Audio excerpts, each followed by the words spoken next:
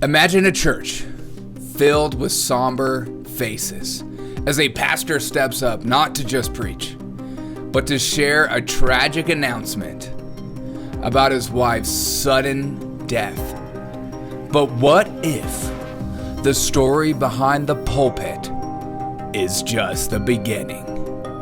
Today we dive into the mysterious and heart-wrenching story of Mica Miller.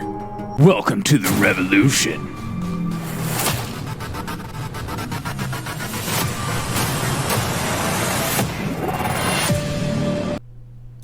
Welcome to the Derek O'Shea Show, where we uncover the truth and bring light to the stories that actually matter, or stories I care about.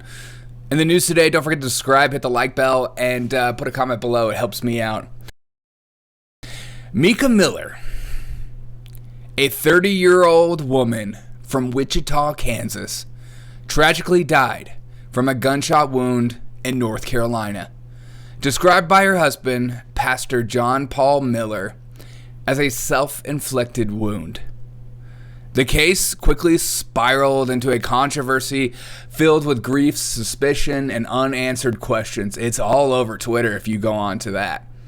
Today we explore the events leading up to Mica's death, the conflicting narratives from her family and husband, and the ongoing police investigation that seeks to uncover the truth behind this incredibly sad and tragic event. Pastor John Paul Miller shocked his congregation at Solid Rock Market Common in Myrtle Beach by announcing Mica's death as a self-inflicted wound at the end of a church service. This announcement came with a stern introduction to leave quietly, setting the stage for controversy. Here's that tape. Instead, I'm going to have you stand up and I'm going to make an announcement.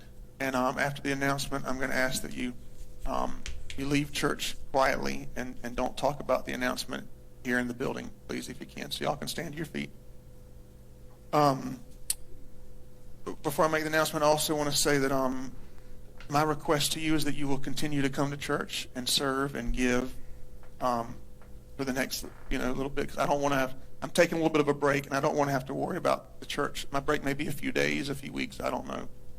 I got a call late last night. My wife has passed away, and it was self-induced, and it was up in North Carolina, and we're gonna have a funeral for her next Sunday here at 3 p.m. And so it's all I can. I'm just kind of going on adrenaline right now. So y'all pray for me and my kids and everybody. And she wasn't. Y'all knew that she wasn't well mentally, and that she needed her medicine that was hard to get to her.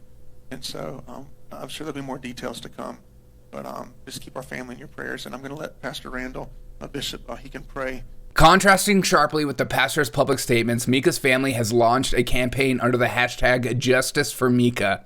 Her sister Sierra publicly refuted rumors, painting Mica as a joyful and loving figure, hinting at more beneath the surface in her untimely death. As the community reels and demands answers, friends and legal authorities have begun to dig a little deeper. With recent divorce filings and a life characterized by both vibrancy and struggle, don't you love a recent divorce filing? Mica's story is far from straightforward. Her history of mental health challenges and previous suicide attempts add layers of complexity to the investigation. The impact on the Myrtle Beach community at the Solid Rock Church is palpable.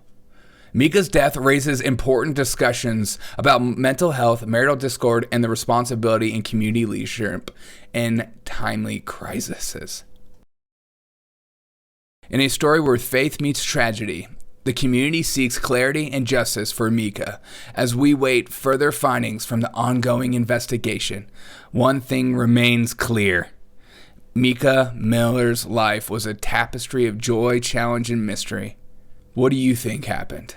Let me know your thoughts. It's a very eerie story, and it's one of those stories that when there's more to it, people kind of eyes perk up. So I think we might not be done with this story, but this story was the most interesting story I found online right now.